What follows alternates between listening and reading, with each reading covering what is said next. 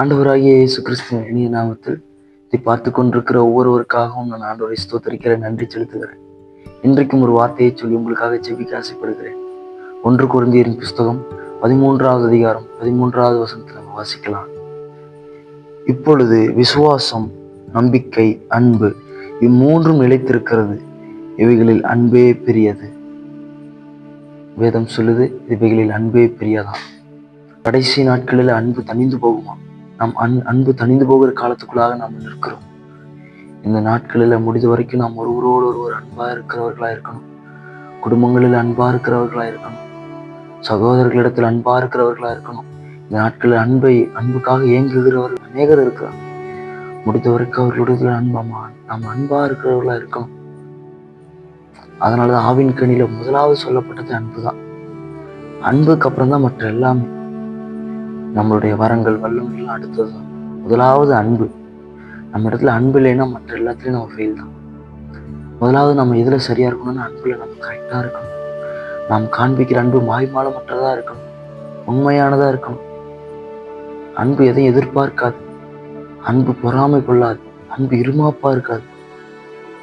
அன்பு சகலத்தையும் சகிக்கும். நாம் ஒருவர் அன்புள்ளவர்களா இருக்கணும். வேதம் சொல்லுகிறபடி சகோதரத்துவ அன்புல இருக்கணும்.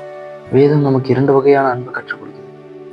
ஒன்று தேவனிடத்துல காண்பிக்கிற அன்பு, ஒன்று மனிதர்களிடத்துல காண்பிக்கிற அன்பு. நாம் தேவனிடத்துல காண்பிக்கிற அன்பு எப்படிப்பட்டதா இருக்குது, அதே போல மனிதர்களிடத்துல காண்பிக்கிற அன்பு எப்படிப்பட்டதா இருக்குது. நாம ஒரு இடத்துல ஒருவேளை நம்ம தேவனிடத்துல நல்ல அன்பு கூறலாம். ஆனா மனிதர்களிடத்துல அன்பு இல்லாம இருக்குன்னா அந்த அன்பு வேஸ்ட் தான். தேவன் நம்மளை அசட்டை பண்ணுகிறவரா இருக்கிறார். ஒருவேளை மனிதர்களிடத்துல அன்பு நல்லா இருக்கு, தேவனிடத்துல அன்பு கம்மியா இருக்குன்னா அதுவும் வேஸ்ட் தான். அப்பவும் தேவன் நம்ம அசட்டை பண்ணி போடுவார். நம்ம ரெண்டையும் பேலன்ஸ் பண்ணணும். வேதம் சொல்லுகிறபடி மனிதர்களிடத்திலே அன்பு கூறணும், தேவனிடத்திலே அன்பு கூறணும்.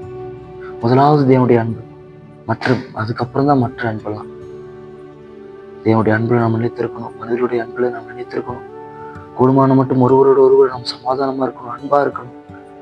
இந்த கடைசி நாட்கள் அன்பு தணிந்து போகிற காலம்தான்.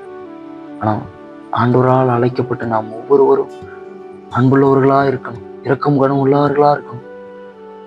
ஆண்டவரிடத்துல நம்ம கேட்கணும், ஆண்டவரே அந்த அன்பை கொடுங்கப்பா. நீங்க எப்படி அந்த அன்பை கொடுத்தீங்க? நீ எங்களுக்காக ஜீவனையே கொடுக்குற அன்பை கொடுத்தீங்களா ஆண்டவரே? அந்த அன்பை ஆண்டவரே எங்களுக்குள்ளாக வைங்கப்பா. ஜீவனை கொடுக்குற அன்பு எங்களுக்குள்ளாக வைங்க ஆண்டவரே. நாங்க உம்மிடத்துல காண்பிக்கிற அன்பு, மனிதர்களிடத்துல காண்பிக்கிற அன்பெல்லாம் ஆண்டவரே மாய்மாலமற்றதா இல்லாதபடி உண்மையானதா இருக்கணும்னு சொல்லி நம்ம கேட்கலாமா? கர்த்தர் அப்படி செய்வாராங்க. செபிக்கலாமா? நல்ல தகப்பனே, அப்பாவை நாங்கள் நன்றியோடு கூட துதிக்கிறோம், ஸ்தோத்திரம் ஆண்டவரையா. ஆண்டவரே, அன்பு தணிந்து போகிற காலத்துக்குள்ளாக நாங்கள் நிற்கிறோம் ஆண்டவரே. இந்த நாட்களில் ஆண்டவரே எங்களுக்குள்ளாக உங்களுடைய அன்பு பெருகட்டும் சொல்லி செபிக்கிறோம் ஆண்டவரே. அப்பா, நீர் எப்படிப்பட்ட அன்பை எங்க மேல காண்பித்தீங்களோ அதே அன்பை நாங்கள் மற்றவர்கள் மேல காண்பிக்கிறோம் ஆண்டவரே. நீங்க சிலுவைக்கு போகும்போது கூட ஆண்டவரே எங்க மேல அன்பா இருந்தீங்கப்பா. அதே போல அன்பை நாங்கள் மற்றவர்கள் மீது காண்பிக்கிறோம் ஆண்டவரே. நாங்கள் உங்க மீது காண்பிக்கிற அன்பும் மனிதர்கள் மீது காண்பிக்கிற அன்பும் மாய்மாலமற்றதா இருக்கக்கூடாதுப்பா. உண்மையான அன்பை நாங்கள் ஒவ்வொருவர் மேலே காண்பிக்க எங்களை நாங்கள் ஒப்புக் கொடுக்குறோம் ஐயா. நாங்கள் எங்களை அன்பா இருக்க எங்களை அர்ப்பணிக்கிறோம் ஐயா. நீர் நடத்துங்க, ஆளுகை செய்ய பொறுப்படுங்க. மீட்பு ரட்சகருமா இருக்கிற இயேசுவின் நாட்கள் ஜெபிக்கிறோம் பிதாவே. ஆமீன், ஆமீன். கூடுமான மட்டும் ஒருவரோடு ஒருவர் அன்பா இருங்க. God bless you. God bless you.